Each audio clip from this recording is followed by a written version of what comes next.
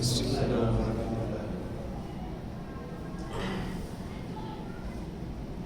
الحمد لله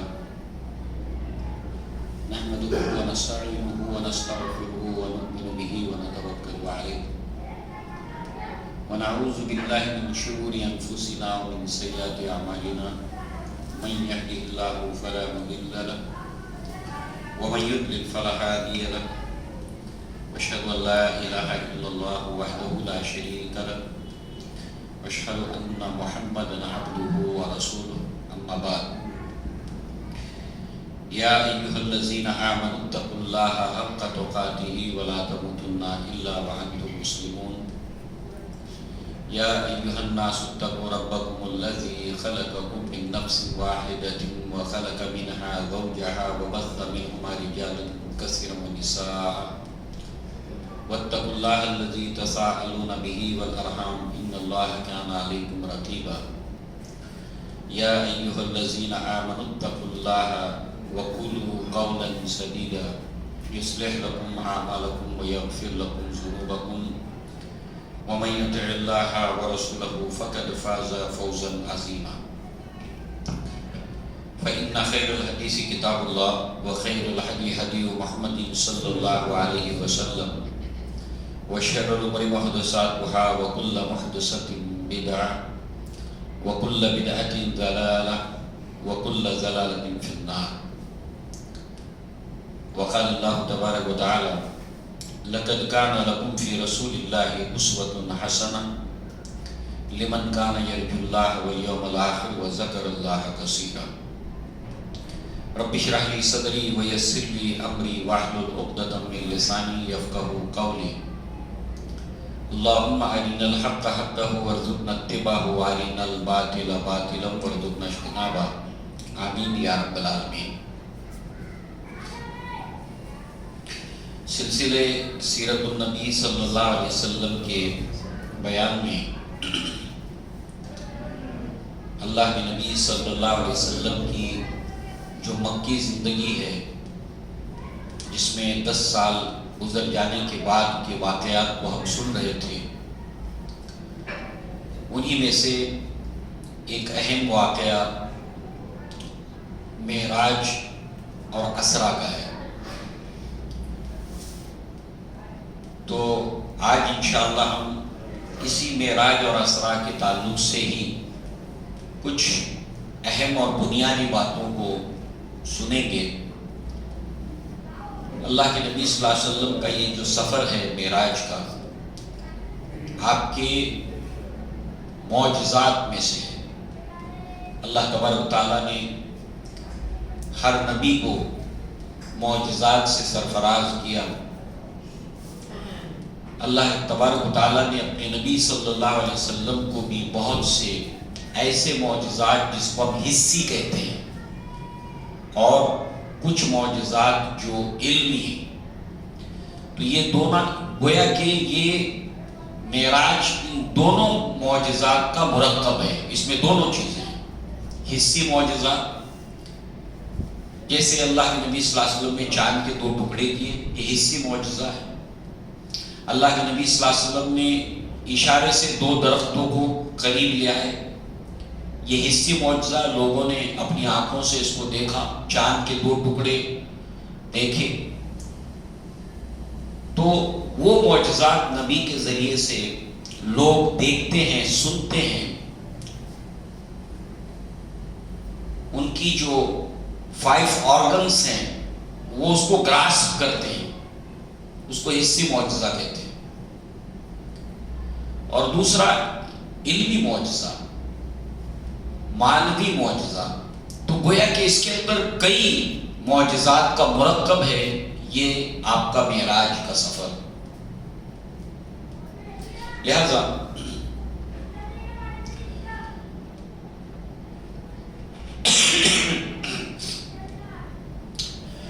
اس کا ذکر قرآن مجید کے اندر 2 مقامات کے اوپر ہے۔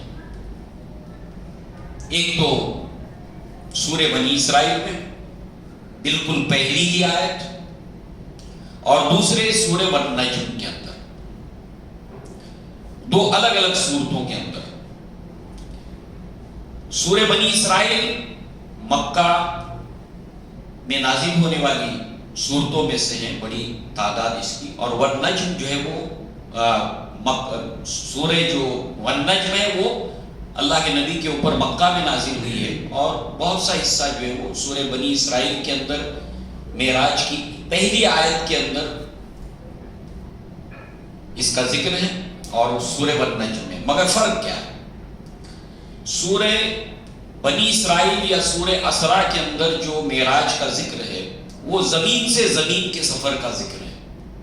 سبحان الذی اسرا بعبدہ لیلا من المسجد الحرام الی المسجد الاقصی الذی بارکنا حولہ لنریہ من آیاتنا انہ هو السمیع البصیر. بڑی بابرکت ہے وہ ذات جو اپنے بندے کو لے گیا رات کے ایک مختصر سے حصے میں مسجد حرام سے مسجد اقصی. تو گویا کہ مسجد حرام اسی زمین کے اوپر ہے، مسجد اقصی بھی اسی زمین پر ہے، اور یہ اللہ کے نبی کا زمین سے زمین کا سفر ہے. اور مسجد اقصی سے لے کر ساتوں آسمان اور سدرۃ المنتہا تک کا جو سفر ہے اس کا ذکر سورہ والنجم کے اندر. یہ فرق ہے. لہذا جہاں تک سورہ بنی اسرائیل کی آیت کا تعلق ہے، زمین سے زمین کا سفر، اللہ تعالیٰ نے فرمایا سبحان الذی اسرا بعبدہ، پاک ہے وہ ذات جو اپنے بندے کو لے گیا رات کے قلیل چھوٹے سے حصے میں. سبحان الذی اسرا، رات کا چھوٹا سا حصہ، مختصر سا حصہ، اپنے بندے کو محمد صلی اللہ علیہ وسلم من المسجد الحرام، مسجد حرام جو مکہ میں ہے، الی المسجد الاقصی جو مسجد اقصی جو فلسطین میں ہے. کیوں لے گیا؟ یہ جو مسجد اقصی ہے بارکنا حولہ لنریہ من آیاتنا، کہ اللہ تعالیٰ نے اس کو برکتوں سے گھیر رکھا ہے اور اپنی نشانیوں سے. اب اس سفر کا مقصد کیا ہے؟ تاکہ اللہ تبارک و تعالیٰ اپنے بندے کو اپنی بڑی بڑی نشانیاں دکھائے. لِنُرِيَهُ مِنْ آیاتنا، بڑی بڑی اپنی نشانیاں دکھائے. تو یہاں پر اس سفر کا مقصد بھی بتا دیا گیا، کیوں لے جایا جا رہا ہے، لے جائے جانے کا مقصد کیا ہے. اللہ اپنی بڑی بڑی نشانیاں اپنے نبی صلی اللہ علیہ وسلم کو دکھایا چاہتا ہے. اب ہم سب اس بات کو جانتے ہیں کہ جب ہم کہیں سفر کرتے ہیں تو عین اس سفر کا جو مقصد ہوتا ہے اس کے اعتبار سے پوری تیاری ہوتی ہے. گویا وہ ساری تیاریاں چھوٹی بڑی اسی مقصد کے تحت جو ہے وہ گردش کر رہی ہوتی ہے. تو اللہ کے نبی صلی اللہ علیہ وسلم کے ساتھ میں جتنے بھی واقعات ہوئے ہیں وہ سارے کے سارے گویا اس سفر کی تیاری ہے. اس سفر کے شروع ہونے سے پہلے سب اس کی تیاریاں ہیں. جو مقصد ہے لے جائے جانے کا، لِنُرِيَهُ مِنْ آیاتنا.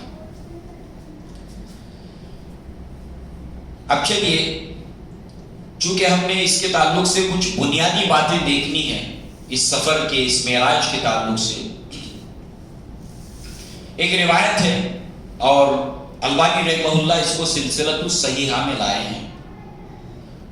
اس آیت کا ایک حصہ ہم ابھی دیکھیں گے، پھر درمیان میں کچھ باتیں آئیں گی، پھر اس روایت کا اگلا حصہ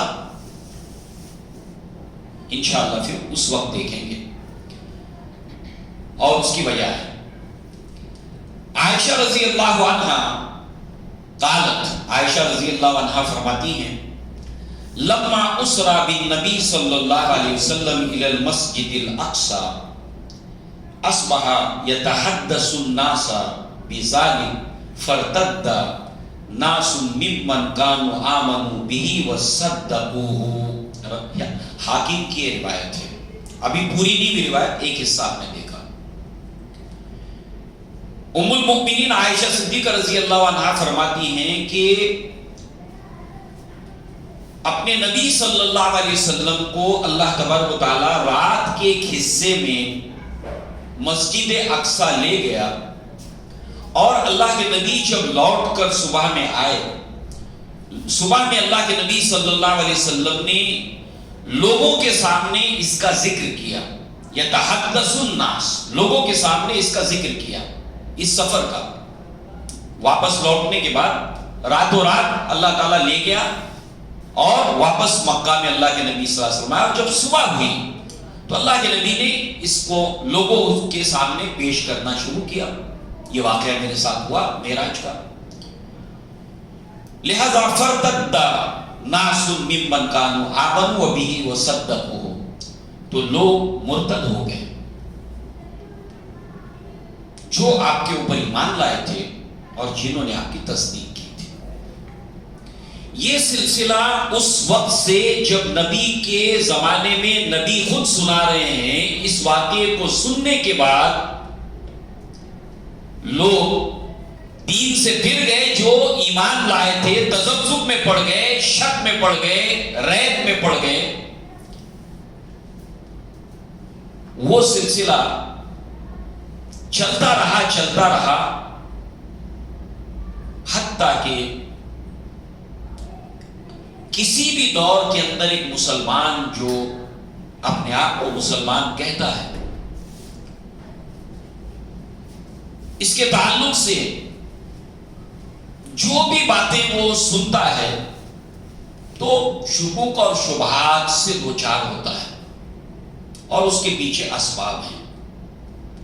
خاص کر کے آج کے دور میں میڈیا، سوشل میڈیا، اور خود مسلمانوں میں ایسے لوگ پیدا ہوئے جنہوں نے اللہ کے نبی صلی اللہ علیہ وسلم کی اس معراج کی تعریفیں کی کہ یہ جسم کے ساتھ اللہ کے نبی نہیں گئے تھے، معاذ اللہ، کچھ نام آپ کے سامنے میں پیش کروں گا، بلکہ ایک روحانی معراج تھی، اللہ کے نبی کی روح گئی تھی۔ اس کے اندر سر سید احمد خان، جنہوں نے علی گڑھ مسلم یونیورسٹی کی بنیاد رکھی، انہوں نے کہا یہ جسم والی معراج نہیں تھی بلکہ روح کے ساتھ اللہ کے نبی صلی اللہ علیہ وسلم گئے تھے۔ ایسی ایک لسٹ ہے، انہوں نے اپنا لٹریچر، اپنی باتیں چھوڑی ہیں معراج کو لے کر۔ یہ صرف ایک مثال ہے جو مشہور ہے، اس لیے ان کے سامنے مثال رکھی گئی۔ ایسے بہت لوگ ہیں۔ انہوں نے کیوں؟ انگریزوں کے زمانے کے اندر جب یہاں پر انگریزوں کی حکومت تھی تو انگریزوں نے مسلمان اور اسلام کے اوپر ایک علمی یلغار حملہ کیا تھا، مسلمانوں کے اوپر، اس کے قرآن کے اوپر، اللہ کے نبی صلی اللہ علیہ وسلم کی شان میں، اور جن چیزوں کو انہوں نے نشانہ بنایا ان میں سے ایک معراج بھی تھی۔ لو جواب دو، جواب دو اس کا، ایسا پاسبل ہے؟ تو وہ لوگ جو سائنٹیفک سوچ کی وجہ سے، لاجیکل سوچ کی وجہ سے مرعوب تھے، ان کو سمجھ نہیں آیا کیا جواب دیں اس کا، تو پھر انہوں نے اس کی تعبیر کی، نہیں ایسا نہیں ہے، ایکچوئل میں جسم تو یہی تھا، روح گئی تھی آپ کی۔ تو جتنی بھی یہ لسٹ ہے مسلمانوں کے اندر سے، وہ مرعوب ہونے کی وجہ سے، انڈر امپریشن ہونے کی وجہ سے انہوں نے اس طرح کی تعبیر کی۔ کچھ لوگ دوسری وجہ سے، کیونکہ یہ چیز ان کو سوٹ کرتی تھی۔ اس کے اندر ایک نام ہے غلام احمد قادیانی، جس نے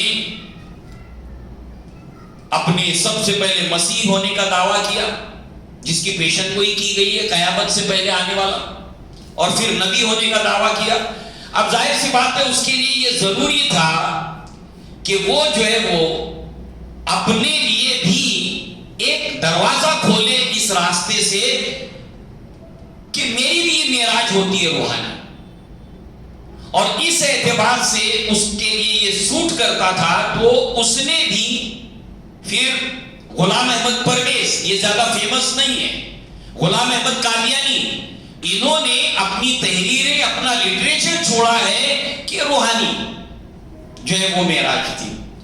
تو تو مسلمانوں کے اندر جو ہے وہ پھر ظاہر سی بات ہے کہ جو لوگ ان سے متاثر ہوتے ہیں اس طرح کی فکر آج بھی رکھنے والے لوگ موجود ہیں. لہذا یہ کوئی سلسلہ نیا نہیں ہے. وہاں بھی نبی کے زمانے میں لوگ مرتد ہو گئے جو آپ کے اوپر ایمان لائے تھے اور جنہوں نے آپ کی تصدیق کی تھی. روایت کا دوسرا حصہ ہم آگے دیکھیں گے، مگر درمیان کے اندر چونکہ ہمارے نوجوان بچے سوشل میڈیا پہ بہت زیادہ ہیں اور اس طرح کی باتیں جب وہ میڈیا کے اوپر سنتے ہیں، دیکھتے ہیں، پھر انٹریکشن کرتے ہیں تو وہ بھی پھر شکوک اور شبہات کا شکار ہوتے ہیں اس کو لے کر. تو اس کے لیے ہم کچھ باتیں اپنے سامنے رکھتے ہیں. جیسے کہ ہم نے کہا معراج سے پہلے ہم آج کچھ بنیادی باتیں ہی سنیں گے. سب سے پہلے سائنٹیفک مائنڈ سیٹ کتنا بڑا ہے، وہ سائنسی مائنڈ سیٹ کیا ڈگری اس کے پاس ہے، کتنا پڑھا لکھا ہے. البرٹ آئنسٹائن سے بڑا ہے جس کو نوبل پرائز ملا تھا، اس سے بڑا ہے کیا؟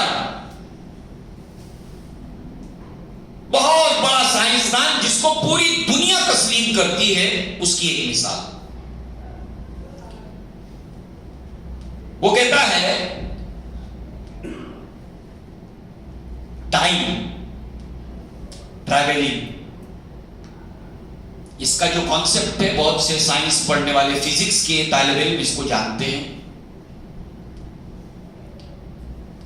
یہ کانسیپٹ ہے ٹائم ٹریولنگ کا. اس کے تعلق سے وہ کہتا ہے میٹر یا مادہ یا باڈی، کوئی باڈی، ہیومن باڈی، کوئی body, matter, it is possible for one to travel in the future if one travel at the speed of light. کوئی بھی یہ ممکن ہے، یہ پاسبل ہے. البرٹ آئنسٹائن کہتا ہے یہ ممکن ہے، یہ پاسبل ہے کہ کوئی جسم جو ہے وہ اگر لائٹ کی رفتار سے سفر کرتا ہے تو اس کے لیے ٹائم زیرو ہو جاتا ہے، صفر. یہ جو ہم سنتے ہیں نا بچپن سے کہ آپ کے دروازے کی کڑی ابھی ہل رہی تھی، بستر ابھی گرم تھا، ٹائم زیرو ہو جاتا ہے اور وہ بہت کچھ سفر کر کے دیکھ کر کے آ جاتا ہے. دوسرے، لائٹ اسپیڈ کا کانسیپٹ آج سائنس پڑھنے والے، فزکس کے طالب علم، ان کے لیے کوئی نیا نہیں ہے، بہت اچھی طرح اس سے واقف ہیں.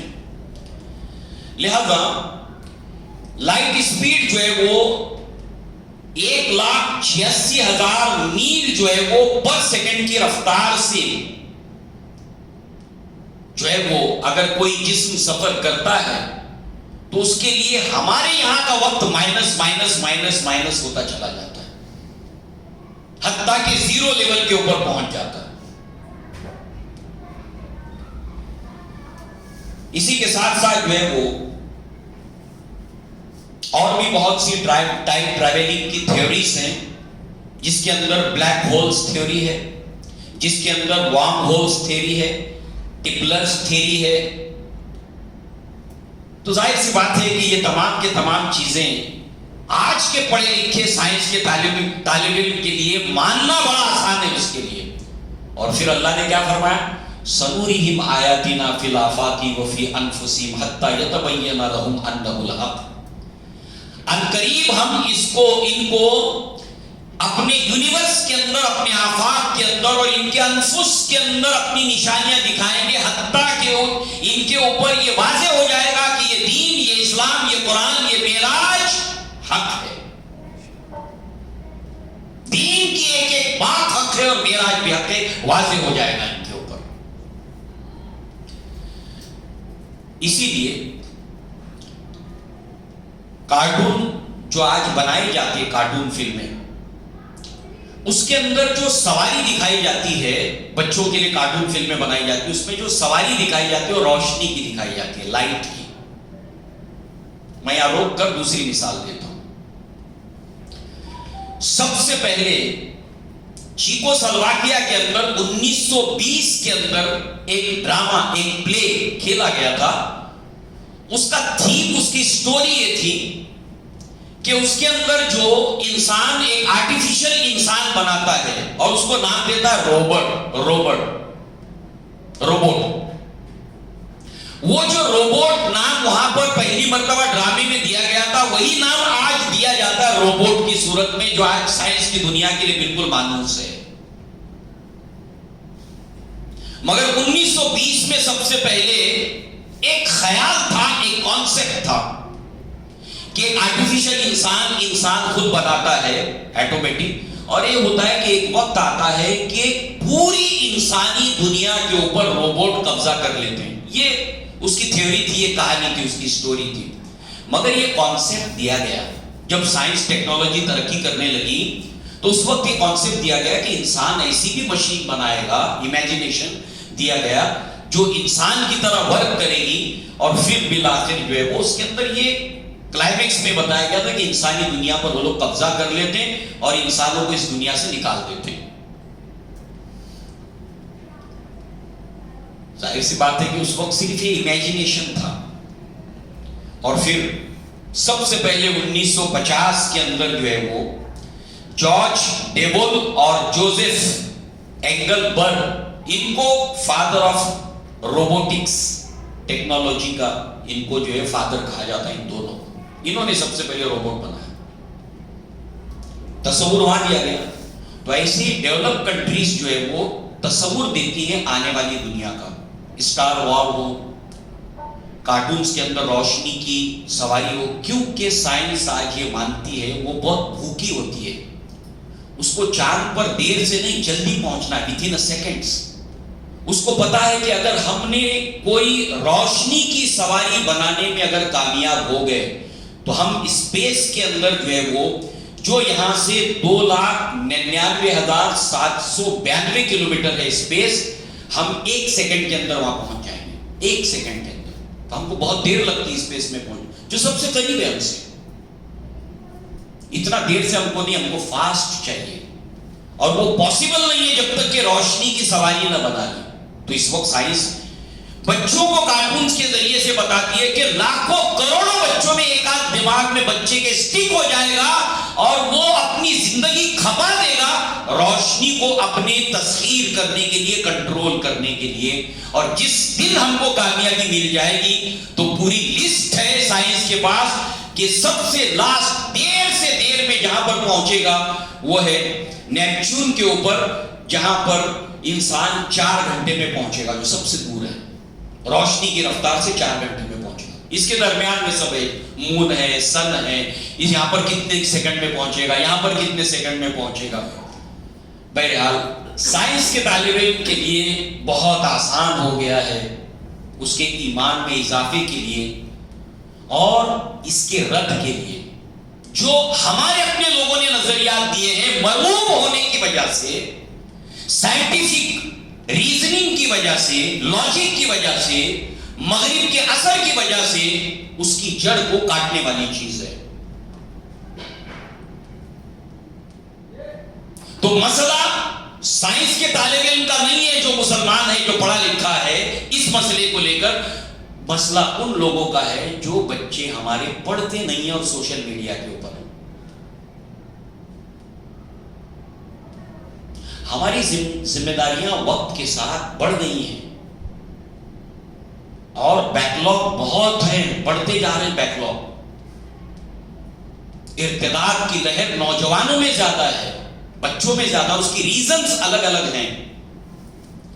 لہذا اب آئیے روایت کے دوسرے حصے کو، جو اس زمانے سے بھی کنیکٹڈ ہے اور آج کے زمانے سے بھی اس کو کنیکٹ کرنا ہے.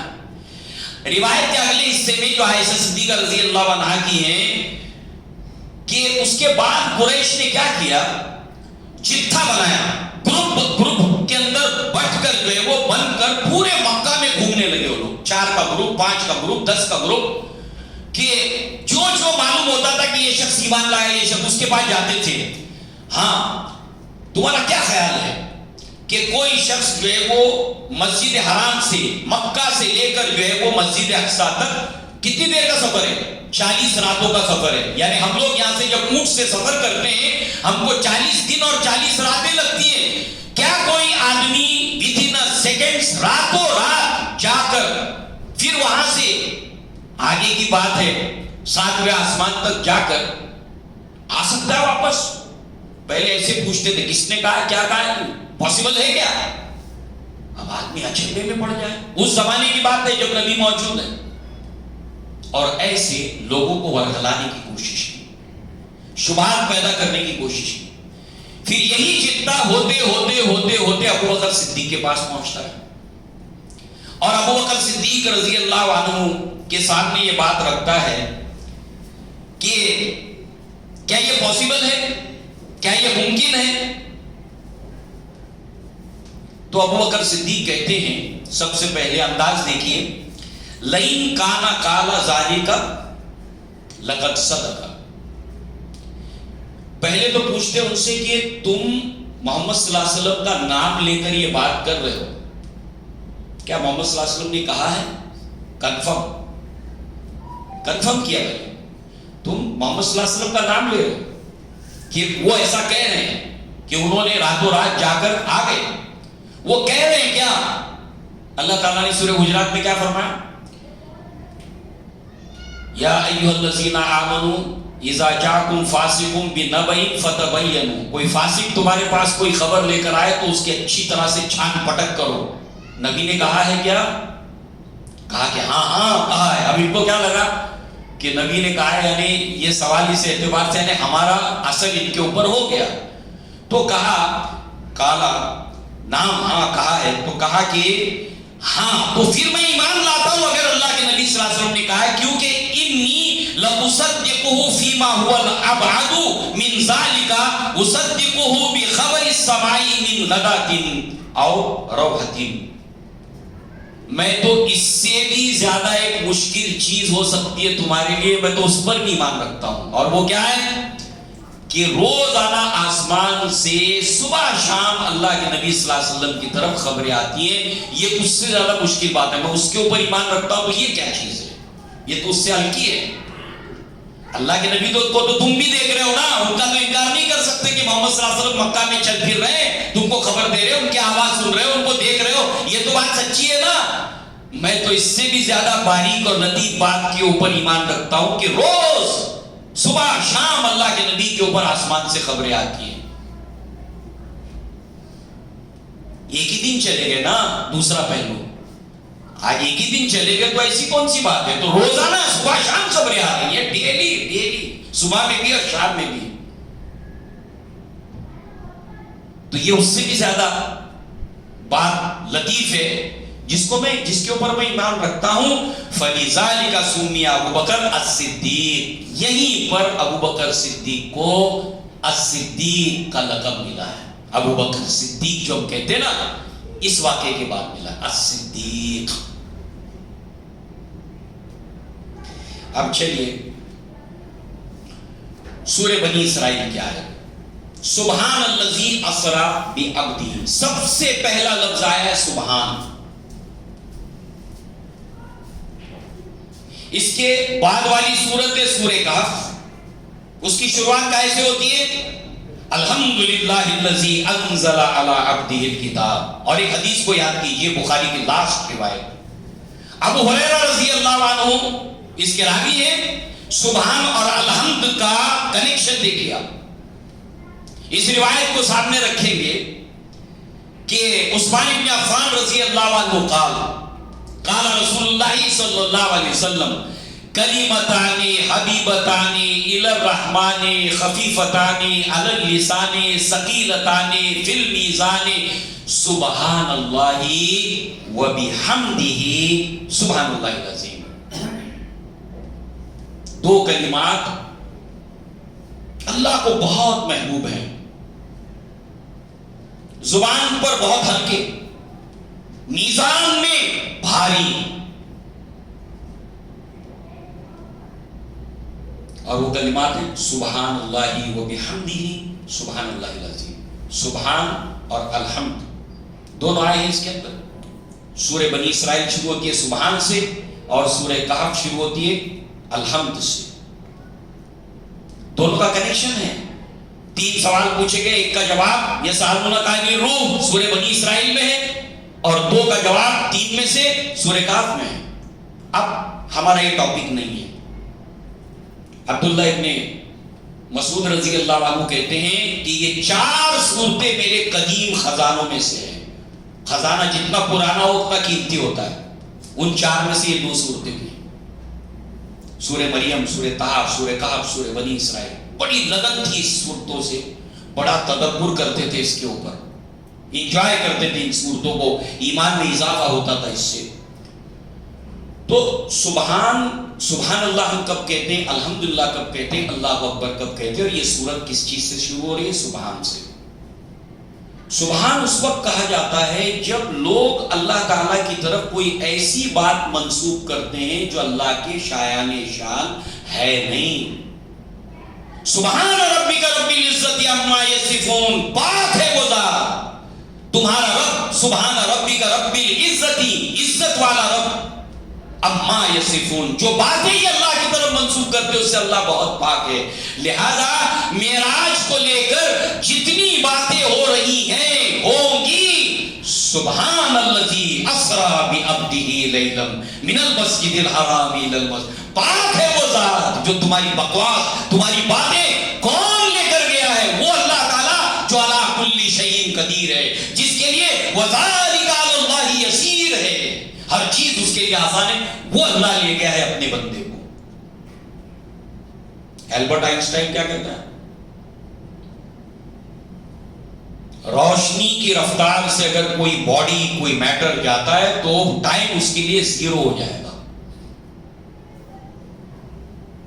تھوڑا یاد دہانی کے لیے اس کو ہم بار بار کبھی جو سامنے لا رہے ہیں. اب دیکھیے، اللہ لے گیا سبحان الذی اسری، رات کے چھوٹے سے حصے میں تقلیل کے لیے آیا ہے، بہت تھوڑے وقفے کے اندر. اسری تھوڑے وقت، تھوڑا وقت. سبحان الذی اسری، ٹائم 0 ہو جاتا ہے. روشنی کی رفتار سے اگر کوئی باڈی جائے تو رات کا تھوڑا سا حصہ قلیل. سبحان الذی اسری بعبدہ، اپنے بندے کو، بندہ صرف روح نہیں ہوتا، بندہ ہوتا ہے روح اور جسم دونوں. بعبدہ، باڈی بھی ہوتی ہے، روح بھی ہوتی ہے. کٹ گئی ان سب کی بات. ہمارے اندر سے جو مروبیت کا شکار ہے یا جن کی نیت میں کھوٹ تھا، غلام احمد پرویز ہو، غلام احمد قادیانی ہو اور سر سید احمد خان ہو.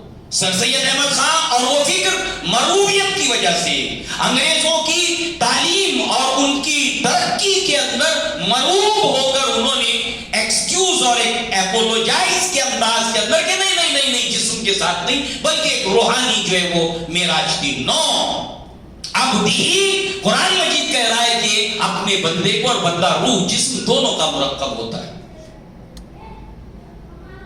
لیلا من المسجد الحرام، مسجد حرام سے مسجد اقصی. اب چلیے، اللہ تعالیٰ لے گیا اپنے بندے کو روح اور جسم کے ساتھ.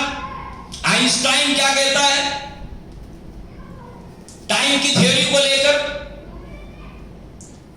کہ اگر کوئی باڈی، کوئی جسم روشنی کی رفتار سے، لائٹ کی رفتار سے سفر کرے، ٹائم اس کے لیے 0 ہو جاتا ہے. اوکے، جو لوگ دلچسپی رکھتے ہیں، بہت چھوٹی سی کتاب ہے اسٹیفن ہاکنگز کی، بریف ہسٹری آف ٹائم. اور اس کتاب کی خصوصیت یہ ہے کہ اس کے پریفیس کے اندر، اس کے مقدمے میں لکھا ہے کہ جو لوگ سائنس بہت زیادہ نہیں جانتے، تھوڑا بہت بیسک جانتے ہیں، فنڈامنٹل باتیں سائنس کی جانتے ہیں، اگر ایسے لوگوں کے لیے البرٹ آئنسٹائن اگر ٹائم کا کانسیپٹ سمجھانے کے لیے کہ ٹائم کیا ہے. ابھی دیکھیے نا، ہمارے یہاں پر جو ٹائم ہے، آپ ویسٹ بنگال میں جائیں گے تو ٹائم کا فرق ہے 5 منٹ کا. یہ کیوں ہے؟ لہذا جو ہے وہ ٹائم کا کانسیپٹ سمجھنے کے لیے اگر آج کے دور میں ایسے لوگوں کے لیے جو بہت کم جانتے ہیں سائنس کو، اگر البرٹ آئنسٹائن اگر کوئی کتاب لکھتا تو وہ کتاب بالکل ایسی ہوتی. اسٹیفن ہاکنس نے لکھی ہے بریف ہسٹری آف ٹائم, اور اس کے اندر جو ہے وہ خاص طور سے جو ہے وہ میٹر اور موشن اس کا سیکنڈ ٹاپک ہے, سبجیکٹ ہے, وہ بہت اہم ہے اس اعتبار سے. تو ظاہر سی بات ہے جب آدمی کو ٹائم کا کانسیپٹ سائنٹیفک, آج سائنس کیا کہتی ہے, معلوم ہو جائے تو اس کے لیے جو ہے وہ یہ ایمان میں اضافے کی وجہ بنے گا. اور ہمارے لیے اتنا کافی ہے, چاہے بات سمجھ میں نہ آئے, ہم موٹا چھاپ ہو, کچھ نہیں پتا ہے, کھیتی باڑی کرنے والا دیہاتی ہو, کچھ نہیں معلوم ہے, اللہ کے نبی نے کہا ہے تو ہمارا ایمان ہے کہ یہ ہوا ہے. That's all, finish.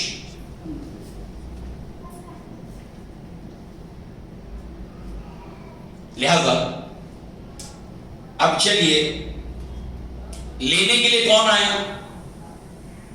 دیکھیے بنی اسرائیل جب فرعون کی غلامی سے آزاد ہوئے, اللہ نے کوہ طور کے اوپر بلایا, اور ہجرت سے پہلے اللہ تعالیٰ نے اپنے نبی کو لے گیا. سملریٹیز دیکھتے جائیے. وہاں پر تورات دی گئی, اللہ تبارک و تعالیٰ نے سورہ بقرہ کے آخری 2 آیات اللہ کے نبی کو دی. اور جب کوہ طور کے اوپر گئے تو اللہ تبارک و تعالیٰ نے موسیٰ سے کہا کہ موسیٰ اپنی جوتیاں یہاں اتارو, تم ایک بہت مقدس جگہ پہ ہو. اور اللہ کے نبی دنیا میں کسی حصے میں نہیں, سدرۃ المنتہا تک گئے ہیں. اللہ کے نبی صلی اللہ علیہ وسلم کی شان دیکھیے. اور لینے کے لیے کس کو بھیجا؟ جبریل علیہ السلام, فرشتوں کے سردار. ٹھیک, فرشتوں کے سردار کو بھیجا. اور کسی کی اکرام اور عزت اور تعظیم کا یہ بالکل انتہا ہے. ایک تو آپ نے, کوئی آپ کے گھر پر چل کر آیا, اب آپ نے رسپیکٹ کیا, مرحبا, ویلکم, خوش آمدید, بہت خوشی ہوئی, گلے ملے, آپ باہر جا کر ان کو ریسیو کیا, دروازے کے باہر جا کر گھر کے اندر لے آئے ان کو. اور ایک یہ ہے کہ آپ نے کسی کا اکرام اور عزت ایسی کی کہ کسی کو لینے کے لیے بھیجا, اور لینے کے لیے جس کو بھیجا وہ تمام فرشتوں کا سردار. ویسے کسی کو لینے کے لیے بھیج دیا جائے تو عزت کی بات ہے, مگر تمام فرشتوں کے سردار جبریل علیہ السلام کو بھیجا لینے کے لیے. جبریل علیہ السلام آئے. اب سنیے روایت, حج حج کریں گے آپ. آئنسٹائن کہتا ہے کہ کوئی جسم اگر روشنی کی رفتار سے سفر کرے, ٹائم اس کے لیے 0 ہو جاتا ہے. عائشہ صدیقہ رضی اللہ عنہا فرماتی ہے, مسلم شریف کی روایت ہے, کتاب الزہد کے اندر یہ روایت ہے, خلقت الملائکۃ من نور, اللہ تعالیٰ نے فرشتوں کو بنایا ہے نور سے اور لائٹ سے. اللہ اکبر. اللہ تعالیٰ نے فرشتوں کو بنایا ہے نور سے اور لائٹ سے. وَخُلِقَ الْجَانُ مِن مَّارِجٍ مِّن نَّارٍ, جنات کو اللہ تعالیٰ نے آگ کی لپٹ سے بنایا ہے. جو آگ ہم دیکھتے ہیں کیسی لطیف ہے, یہ آگ سے لطیف روشنی ہے, لائٹ ہے. اسی لیے جنات جو آگ سے بنے ہیں ان کی سپیڈ بھی بہت زیادہ ہوتی ہے. عفریت من الجن, ایک طاقتور جن تھا جو سلیمان علیہ السلام کو کہتا ہے کہ میں اتنی دیر میں لے آؤں گا ملکہ سبا کا تخت. سپیڈ جنات کو انسانوں سے زیادہ ہے, لہذا وہ آسمانوں کی طرف بھی چلتے اڑتے خبریں لینے کے لیے جاتے ہیں اوپر. انسان نہیں جا سکتا وداؤٹ ٹیکنالوجی اور مشین کے, وہ جاتے ہیں. لہذا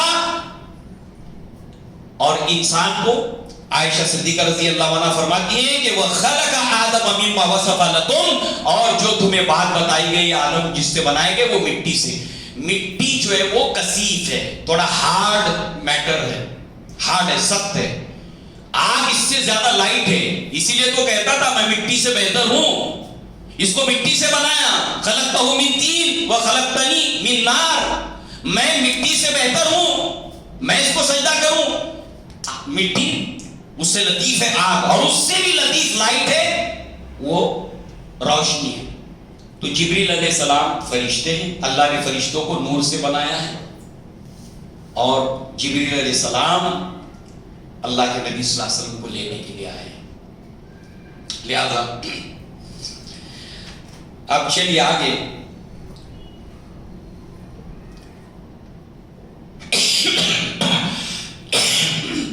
الذی بارکنا حولہ، کہ جس کو اللہ تعالیٰ نے برکتوں سے گھیر رکھا ہے، مسجد اقصی. اب دنیا کی برکتیں بھی وہاں پر ہیں، مگر ایک سوال یہاں پر ہے کہ یہ سفر ڈائریکٹلی مکہ سے مسجد حرام سے ڈائریکٹ سفر شروع ہو سکتا تھا آسمانی، مگر ایسا نہیں ہے، بلکہ مکہ سے پہلے مسجد اقصی ہے. تو ظاہر صاحب اس کی ریزنز ہے، اس کے اسباب ہے، مگر سوال صرف اس وقت ذہن میں رکھیے. ڈائریکٹ مسجد حرام سے ہو سکتا تھا نا، مگر نہیں، پہلے مسجد حرام سے مسجد اقصی، فلسطین پہلے. لہذا جو ہے وہ اللہ تعالیٰ نے اس زمین کو جو ہے وہ برکتوں سے بھرا ہوا تھا. دنیاوی اعتبار سے تجارتی مرکز یہ تھا. فصل انجیر کے لیے مشہور ہے، زیتون کے لیے مشہور ہے، والتین والزیتون وطور سینین. تو اللہ تعالیٰ نے اس کو برکتوں سے دنیاوی اعتبار سے بھی، اور دوسرے ابراہیم خلیل اللہ اور ان کی نسل جو بنو اسحاق سے چلی ہے، ایک سیریز ہے انبیاء کی جو چل رہی ہے. کبھی کبھی ایک ایک وقت میں دو نبی، زکریا علیہ السلام ہے، یحییٰ علیہ السلام بھی ہے، ابراہیم علیہ السلام ہے تو اسحاق علیہ السلام بھی ہے. ایک ایک وقت میں دو نبی سیریز کے ساتھ میں اس مقدس سرزمین کے اوپر اللہ تعالیٰ نے نبیوں کو بھیجا بنی اسرائیل کے اندر. اور لاسٹ آخری نبی اور رسول بنی اسرائیل میں عیسیٰ علیہ السلام. اور یہ ایسی بابرکت زمین ہے کہ قیامت سے پہلے عیسیٰ علیہ السلام اسی سرزمین کے اوپر نازل ہوں گے. دمشق، مسجد کے مینارے، فجر کا وقت، فرشتوں کے دونوں کاندھوں کے اوپر، پروں کے اوپر ان کے ہاتھ ہوں گے. معلوم ہوگا کہ ابھی غسل کر کے آئے، پانی جو ہے وہ ان کے بالوں سے جیسے پیشانی پر بوندیں ہوں گی. پورا ڈسکرپشن اللہ کے نبی نے کھینچا ہے، اور وہ وہاں پر نازل ہوں. جس زمین کو اللہ نے برکتوں سے گھیر رکھا تھا، غلیظ اور بدتمیز قوم یہود نے اس کو جو ہے وہ فساد سے بھر دیا ہے. مسلمان کے ذہن میں یہ سوچ ہونی چاہیے کہ اللہ نے اس کو بابرکت بنایا، اس غلیظ قوم نے اس کو فساد سے بھرا ہے. کم سے کم اتنی بات اس کو معلوم ہونی چاہیے. جس زمین کو اللہ نے بابرکت بنایا اس کو انہوں نے فساد سے بھرا. لہذا اس کے ساتھ ساتھ جو ہے وہ اللہ کے نبی صلی اللہ علیہ وسلم نے فرمایا کہ اپنے اونٹوں کے کجاوے نہ باندھو مگر صرف 3 مسجدوں کے لیے. یعنی اجر اور ثواب کی نیت سے آدمی سامان سفر باندھتا ہے، صرف 3 جگہ کے لیے یہ جائز ہے. ہندوستان میں کتنے لوگ ہیں جو ان 3 جگہ کا میں نام لوں گا اس کو چھوڑ کر کہاں ثواب کی نیت سے جاتے ہیں کہ 7 مرتبہ جائیں گے تو حج کا ثواب ملے گا. نبی نے صاف طور پر کہا کہ پوری زمین کے اوپر سوائے ان 3 جگہوں کے علاوہ کسی جگہ کے لیے نیت کر کے مت چلو کہ تم وہاں پر اجر و ثواب حاصل کرنے کے لیے جا رہے ہو. نمبر 1 مسجد حرام جو مکہ میں ہے، مسجد نبوی جو مدینہ میں ہے، اور مسجد اقصی جو فلسطین میں ہے. اونٹوں کے کجاوے نہ باندھے جائیں مگر ان 3 مسجدوں کے لیے. پھر تینوں مسجدوں میں نماز پڑھنے کا ثواب اللہ کے نبی صلی اللہ علیہ وسلم نے بتایا. اللہ رب العزت نے خاص معراج میں اپنے نبی کو مسجد حرام سے مسجد اقصی لے گیا ہے. اللہ کے نبی کا جو معراج کا سفر ہے وہ مسجد اقصی سے شروع ہوتا ہے، فلسطین سے شروع ہوتا ہے، اور اسرا وہ مکہ سے مدینہ. اس لیے اس کو اسرا کہا جاتا ہے. اور معراج، اسرا زمین سے زمین کا سفر، مکہ سے مدینہ مسجد اقصی کا، اور زمین سے مسجد اقصی سے سدرۃ المنتہا تک کا سفر، اس کو معراج کہتے ہیں. معراج یعنی عروج، چڑھنا، سیڑھی. لہذا آیت ختم ہوتی ہے اللہ تعالیٰ سمیع اور بصیر ہے، اس کے اوپر یہ آیت ختم ہوتی ہے۔ ظاہر سی بات ہے ان جنرل اللہ تعالیٰ سمیع اور بصیر ہے۔ گزشتہ کلام کے ساتھ میں اس کا تعلق کیا؟ اللہ تعالیٰ پاک ہے، سبحان الذی اسریٰ بعبدہ، اللہ تعالیٰ لے گیا ہے اپنے بندے کو، لہذا جتنی بھی معراج کو لے کر لوگوں نے آج تک باتیں کی اور کر رہے ہیں، اللہ تبارک و تعالیٰ اس کا سننے والا ہے اور دیکھنے والا ہے۔ اس کے اندر وارننگ ہے، اس کے اندر انتباہ ہے، اور دوسری طرف یہ ہے کہ اللہ کے نبی صلی اللہ علیہ وسلم کی 11 سال کی محنت کے اندر کلائمیکس میں طائف کے اوپر آپ کے اوپر جو ظلم ہوا ہے، مکہ کے اندر آپ کی انٹری بند کر دی ہے، پناہ لینی پڑی اللہ کے نبی صلی اللہ علیہ وسلم کو، سر سے لے کر پاؤں تک طائف میں لہو لہان کیا گیا۔ اللہ کے نبی 11 سال سے تکلیف اٹھا رہے ہیں، ہر طرح سے آپ کو ٹارچر کیا جا رہا ہے، لہذا گویا کہ اس کے لیے یہ تسکین کا ایک سامان تھا معراج کا۔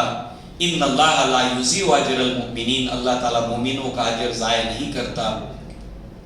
ان مع العسر یسر، تنگی کے بعد آسانی ہے، گویا کہ ایک راحت کا ایک موقع تھا، ایک وقت تھا جو اللہ کے نبی کی زندگی میں آیا، اور یہ دراصل ایک ٹرننگ پوائنٹ بھی تھا۔ 11 سال پیچھے ہیں، 11 سال آگے ہیں، اور یہ درمیان میں ہے معراج، 11 ادھر 11 ادھر، اور یہ معراج یہاں پر ہے۔ اس کے بعد جو ٹرن آیا ہے اللہ کے نبی اور صحابہ کی زندگی میں اسی معراج کے واقعے کے بعد، لہذا مقصد سفر کیا ہے؟ سفر کا مقصد کیا ہے؟ لِنُرِيَهُ مِنْ آیَاتِنَا، تاکہ اللہ تعالیٰ اپنی بڑی بڑی نشانیاں اپنے نبی صلی اللہ علیہ وسلم کو دکھائے۔ اور سورہ والنجم میں جب ہم جائیں گے، آسمانی سفر میں جب یہ سفر ختم ہو جائے گا، اللہ نے وہاں پر فرمایا اور دیکھی محمد صلی اللہ علیہ وسلم نے، ہمارے بندے نے اللہ کی بڑی بڑی نشانیاں یہاں پر لے جانے سے پہلے کہ دکھائے اللہ تعالیٰ، اور وہاں پر دیکھی نبی صلی اللہ علیہ وسلم نے اللہ تعالیٰ کی بڑی بڑی نشانیاں۔ مقصد پورا ہو گیا، لے جانے کا مقصد پورا ہو گیا۔ لہذا اب اس میں بہت سی چیزیں اللہ کے نبی کو دکھائی گئی، تفصیل آئے گی۔ مرنے کے بعد کی زندگی میں جہنم دکھائی گئی آپ کو، جہنم کے اندر لوگ دکھائے گئے آپ کو، جہنم کا داروغ کہ جس کو دیکھ کر ڈر جائے انسان، اس کے چہرے پہ مسکراہٹ نہیں ہے۔ بہت سی ایسی چیزیں دکھائی گئی جنت کی۔ عمر بن الخطاب کے محل کو دیکھا اللہ کے نبی نے، خدیجہ رضی اللہ عنہا کے محل کو دیکھا، اللہ کے نبی صلی اللہ علیہ وسلم نے آدم علیہ السلام کو دیکھا، اللہ کے نبی صلی اللہ علیہ وسلم نے یوسف علیہ السلام کو دیکھا، اللہ کے نبی نے ہارون علیہ السلام، موسیٰ علیہ السلام، ابراہیم علیہ السلام، اللہ کے نبی نے بیت المعمور دیکھا۔ بیت المعمور کیا ہے؟ آج خانہ کعبہ کو جب انسان پہلی بار دیکھتا ہے بے ساختہ اس کے آنسو نکل جاتے، گر پڑتا ہے۔ ایسا منظر اس دنیا میں خانہ کعبہ کا ہے، وہ بیت المعمور جس کے اندر فرشتے 70,000 جب داخل ہوتے ہیں، جب داخل ہوئے اس کے بعد دوبارہ ان کا نمبر نہیں لگا۔ ہم میں سے تو بہت سے لوگ دوسری مرتبہ عمرہ کے لیے گئے، کوئی 2 مرتبہ حج کے لیے گیا۔ اللہ کے یہ فرشتے اتنے ان گنت ہیں، جو فرشتہ ایک مرتبہ بیت المعمور میں داخل ہو کر طواف کر کے نکل گیا، اس کا نمبر دوبارہ نہیں لگتا۔ مسلسل وہاں پر فرشتے اس بیت المعمور کے گرد طواف کرتے ہیں، اور زمین کے اوپر آدم کے بچے اللہ کے گھر کا طواف کرتے۔ 2 منظر بیک وقت سوچئے، 24/7 چل رہا ہے۔ اللہ اکبر، کیا اللہ کی کائنات ہے۔ اللہ کے نبی نے اس کو دیکھا، اور اس بیت المعمور سے ٹیک لگائے ہوئے تھے ابراہیم علیہ السلام، جنہوں نے دنیا میں اس خانہ کعبہ کو بنایا ہے۔ اللہ تعالیٰ کیسا کیسا ثواب دیتا ہے، کیسا ثواب دیتا ہے دیکھیے. دو چیزیں انسان دیکھنے کی طاقت نہیں رکھتا. نمبر ایک بہت خوفناک چیز ہو، ہارٹ اور دل برداشت نہیں کرتا، سن نہیں سکتا. قبر کے اندر جو عذاب ہو رہا ہے، اگر جنات اور انسانوں کو سنا دیا جائے مردہ دفنانا چھوڑ دیں گے. بہت خوفناک چیزیں انسان کا دل برداشت نہیں کر سکتا. دنیا میں ہم دیکھتے ہیں عید الاضحیٰ بقرعید کو جو ہے وہ جانور ذبح کرتے ہیں، بہت سے لوگ نہیں کر پاتے کہ مجھ سے نہیں ہوگا، مولانا آپ کر دو. صحابیات اپنے ہاتھوں سے ذبح کرتی تھی. آپ لوگوں میں سے کسی نے اپنے گھر کی بیٹیوں سے، اپنی بیویوں سے ذبح کرایا جانور؟ کسی نے؟ ہاتھ اونچا کرے. کیوں نہیں کرایا؟ ام المومنین تو کیا کرتی تھی اپنے ہاتھ سے ذبح جانور کو. دل چاہیے نا مضبوط. پہلے دیکھو، ذبح ہوتے ہوئے دیکھو، کھڑے ہو کر دیکھو، وہاں سے گھر محسوس ہو، اندر بیٹھے مت رہو. دیکھ نہیں سکتا بہت سی چیز. کچھ لوگ خون دیکھ کے چکر آنے لگتا ہے، کچھ لوگ بے ہوش ہو جاتے ہیں، کسی کا ہارٹ فیل ہو جاتا ہے. مگر یہ صرف خوفناک اور دہشتناک چیزیں دیکھ کر نہیں، اچھی چیزوں کو دیکھ کر نہیں.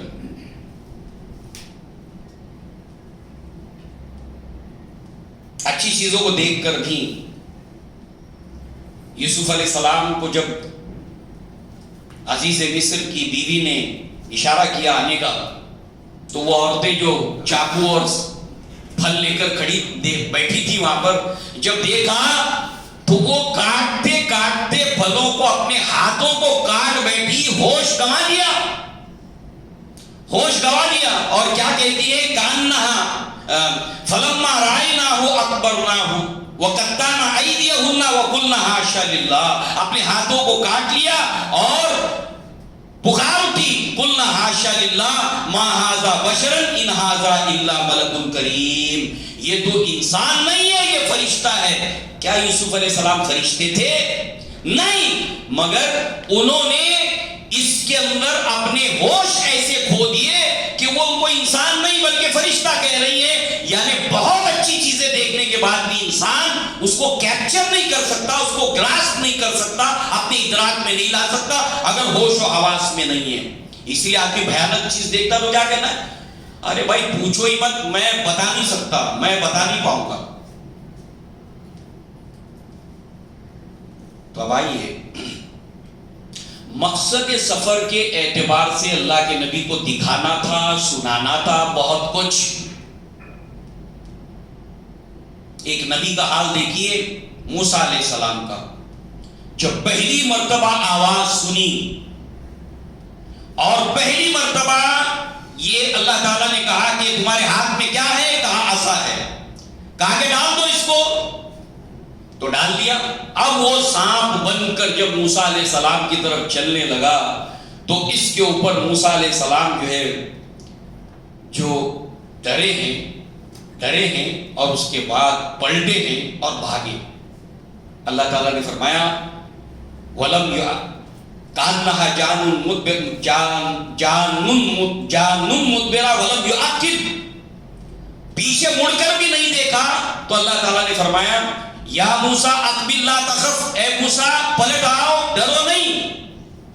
تو بعد میں تو خیر ایکسپیرینس ہو گیا، ڈالا سانپ بنا، اٹھا لیا، پھر لاٹھی بن گئی، پھر ڈالا، اب ایکسپیرینس ہو گیا، مگر پہلی بار ڈرے. یعنی موسیٰ علیہ السلام کا یہ معاملہ ہے. تو اب اس غیب کے اندر جو دنیا ہے اللہ تعالیٰ نے اس میں سے بہت سی ایسی چیزیں دکھائی جو حسین اور جمیل ہیں، جس کو کبھی کسی آنکھ نے دیکھا نہیں ہے. ما لا عین رأت ولا اذن سمعت ولا خطر علی قلب بشر. جس کو کسی آنکھ نے نہیں دیکھا، کسی کان نے نہیں سنا، اور جس کو کسی امیجینیشن کے اندر کسی کے دل دماغ میں وہ بات نہیں آئی، وہ ساری چیزیں اللہ تعالیٰ نے آپ کو دکھائی. اور ظاہر سی بات ہے پھر اللہ تعالیٰ نے کیا فرمایا کہ جب اللہ کے نبی صلی اللہ علیہ وسلم نے اس کو دیکھا جو لے جانے کا مقصد تھا، تو کیا کہا پتہ ہے؟ سورہ والنجم میں بس تھوڑا سا اشارہ یہاں پر ہے، ما زاغ البصر. زاغ کہتے ہیں کسی چیز کے جو ہے وہ سکڑ جانے کو، ربنا لا تزغ قلوبنا، دل کا سکڑ جانا، زاغا سکڑ جانا کسی چیز کا۔ اب کوئی آدمی بہت بھیانک چیز دیکھتا ہے تو آپ دیکھتے ہیں اس کی نفسیات کیا ہے، دل جب برداشت نہیں کرتا، بہت بھیانک چیز دیکھتا ہے تو آنکھیں سکڑ جاتی، بند کر لیتا آنکھوں کو، ایسے نہیں دیکھ سکتا۔ تو ما زاغ البصر، اور دوسرا وما طغى طغیانی اردو میں استعمال ہوتا ہے آنکھوں کا پھیل جانا۔ بہت اچھی چیز دیکھی، آنکھیں جتنی نارمل ہے اس سے پھٹی بڑی ہو جاتی ہیں۔ ان دونوں صورتوں میں آدمی صحیح طریقے سے ریسیو نہیں کر سکتا جو دیکھ رہا ہے یا جو سن رہا ہے۔ تو اللہ تعالیٰ نے کیا فرمایا کہ نہ آنکھیں چندیائیں، نہ آنکھیں جو ہے وہ سکڑی، بلکہ اللہ کے نبی نے لقد را من آیات ربہ الکبریٰ، اور اللہ کے نبی نے پرسکون طریقے سے ہر چیز کو اطمینان سے دیکھا، محفوظ کیا اور آ کر رپورٹ کیا۔ یہ اطمینان سے دیکھنے کے لیے اللہ کے نبی کی معراج سے پہلے آپ کا شک کے صدر ہوا۔ اللہ اکبر، یہ پرپز ہے آپ کے شک کے صدر کا۔ ابھی وہ روایت آئے گی، راوی بہت سے ہیں، جب یہ معراج کا سفر شروع ہوتا ہے تو اس کے اندر سب سے پہلے اس کے اعتبار سے تیاری چل رہی ہے۔ ابھی ہم نے مثال دیکھی، آدمی سفر کرتا ہے، اس کے اعتبار سے ہر چھوٹی بڑی چیز اس کی تیاری میں ہوتی ہے۔ تو یہ شک کے صدر معراج کی تیاری ہے۔ اللہ کے نبی صلی اللہ علیہ وسلم کو معراج کو لے کر بخاری، مسلم، سیاہ ستہ میں جو ڈیٹیل میں روایت ہے، 3 چیزیں ملتی ہیں۔ نمبر 1، آپ گھر میں تھے۔ اب یہ گھر کہیں ام ہانی کا بتایا جاتا ہے، کہیں اللہ کے نبی کا گھر ہے۔ چھت پھٹی، اللہ کے نبی کی چھت پھٹی، سر کی، یہ جو چھت ہوتی ہے گھر کی سر کے اوپر، وہ پھٹی۔ اب اس میں سے فرشتے آئے، جبریل علیہ السلام، اور آپ کو یہاں سے شروع ہوتا ہے، کہیں جو ہے وہ حرم سے شروع ہوتی ہے روایت، یعنی راوی جو الگ الگ ہیں تو کوئی یہاں سے شروع کرتا ہے، کوئی وہاں سے، مگر ساری روایتوں کو کلب کرنے کے بعد جب سامنے رکھتے اتنے پیس کو، جب یہ سفر شروع ہوتا ہے تو اللہ کے نبی صلی اللہ علیہ وسلم گھر میں تھے، چاہے اپنے یا ام ہانی کے۔ یہاں سے چھت پھٹی آپ کے گھر کی، اور وہاں سے فرشتے نے آپ کو لیا اور مسجد حرام میں لائے۔ سیکنڈ اسٹیپ، مسجد حرام سے زمزم کے کنویں کے پاس لے جایا گیا اور یہاں پر آپ کا شک کے صدر ہوا۔ پھر آپ کو حرم میں حتیم کے اندر لایا گیا اور حتیم سے یہ سفر شروع ہوا۔ حتیم کس کو کہتے ہیں؟ جو لوگ گئے ہیں مکہ کے اندر یا تصویریں، امیجز دیکھیں تو خانہ کعبہ کے سامنے ایسا سی ٹائپ میں اس سے کنیکٹڈ جو ہے وہ خانہ کعبہ ہی کا حصہ ہے۔ یہ اللہ تعالیٰ کا کرم ہے قیامت تک آنے والے مسلمانوں کے لیے کہ خانے کا وہاں پہ نماز پڑھنے کا مطلب ہے خانہ کعبہ کے اندر نماز پڑھنا، تو وہ خانہ کعبہ کا حصہ ہے، اندرونی حصہ۔ تو لہذا جو ہے وہ اس طرح سے یہاں پر اللہ کے نبی صلی اللہ علیہ وسلم کا جو شک کے صدر ہوا، تو فشک کا ما بین ھذہ الی ھذہ، کہ یہاں سے لے کر یہاں تک اللہ کے نبی صلی اللہ علیہ وسلم کے سینے کو شک کیا گیا، چیرا گیا۔ فاستخرج قلبی، پھر اس میں سے دل کو نکالا گیا۔ ثم اوتیت بتست من الذهب، من ذهب، تو اس کے بعد جو ہے سونے کا ایک تشت لایا گیا، اور ثم غسل البدن بماء زمزم، اور زمزم کے پانی سے دل کو دھویا گیا۔ پھر ثم ملیا ایمانا و حکمہ، اور پھر اس کو ایمان اور حکمت سے بھر دیا گیا۔ جتنا انسان کا ایمان گہرا ہوگا، اس کی کوئی لمٹ نہیں ہے، اتنا انسان کے لیے خوف جاتا رہتا ہے۔ الا ان اولیاء اللہ ولا خوف علیہم ولا هم يحزنون۔ دجال ایسے شعبے دکھائے گا کہ اچھے مسلمان سرنڈر ہو جائیں گے، مگر ایک مومن ہوگا جو اس وقت دنیا کا سب سے بہترین ایمان والا ہوگا، سب سے بہترین ایمان والا۔ اس کے 2 ٹکڑے کرے گا دجال، اور اس کے بیچ میں سے چلے گا، پھر کنیکٹ کرے گا، بولے گا بول میں رب ہوں۔ کہا اب تو میرا پکا ایمان ہو گیا اور زیادہ کہ تو ہی دجال ہے۔ مطلب ایسی چیزیں دیکھ کر ایمان نہیں ہوتا ہے کہ کیسے بھی حالات ہو، آج جو فتنوں کے حالات ہیں اس میں اگر کوئی چیز انسان کو بچا سکتی ہے تو ایمان. لہذا ہر انسان اپنے ایمان کی پختگی کی فکر کرے, اپنے ایمان کو بڑھانے کی کوشش کرے. کیسے ہی حالات ہوں, اللہ تعالیٰ اس ایمان کی طاقت سے اس کے دل کے اندر صبر اور ثابت قدمی پیدا ہوتی ہے. ایمان اور حکمت سے اس کو بھر دیا گیا. دوسری چیز ہے حکمت. دیکھیے, ایک آدمی جس کو علم نہیں ہے, حکمت نہیں ہے, برداشت نہیں کر پاتا, صبر نہیں کر پاتا, فوراً ریئیکٹ کر دیتا ہے. مگر جس کو اللہ نے وزڈم دیا, وہ سکون کے ساتھ ہر چیز کو فور سائیڈڈ ہو کر دیکھنے لگتا ہے. اس کو کون سی چیز روک کے رکھ رہی ہے؟ وزڈم اور حکمت. اس کو کون سی چیز ثابت قدم کر رہی ہے؟ ایمان. تو اب اعتبار ایمان انسان ثابت قدم اور ان تمام چیزوں کو اور علم حاصل کرنے کے لیے بھی, دیکھنے کے لیے بھی, سننے کے لیے بھی ایمان کی پختگی اور حکمت کا ہونا ضروری ہے. لہذا اللہ کے نبی صلی اللہ علیہ وسلم کے دل کو ایمان اور حکمت سے بھرا گیا. اب اس کا تھوڑا سا کمپیریزن ہم کرتے ہیں. جب اللہ کے نبی حلیمہ سعدیہ کے یہاں پر آپ کا شک صدر پہلی بار ہوا تھا جب آپ کی عمر 4 سال کی تھی, وہاں پر بھی شک صدر کے بعد مقصد اس کا بتایا گیا ہے, وہ یہ نہیں ہے, ایمان اور حکمت نہیں ہے, بلکہ آپ میں سے جو حزی شیطان, جو ایک حصہ تھا, ٹکڑا سیاہ رنگ کا, اس کو نکال کر الگ کر دیا گیا. شیطان وسوسہ کہاں ڈالتا ہے؟ فی صدور الناس. اللہ کے نبی صلی اللہ علیہ وسلم فرمایا کہ تھوتنی ہوتی ہے نا دیہات کے اندر, جو ہے وہ آگ کو دہکانے کے لیے ایک نلکی ہوتی ہے, اس میں پھونک کر آگ کو دہکایا جاتا ہے. ایسے وہ دل کے اوپر نلکی لگا کے بیٹھتا ہے, جہاں آدمی غافل ہو گیا پھونک مارتا ہے اور انسان آمادہ ہوتا ہے.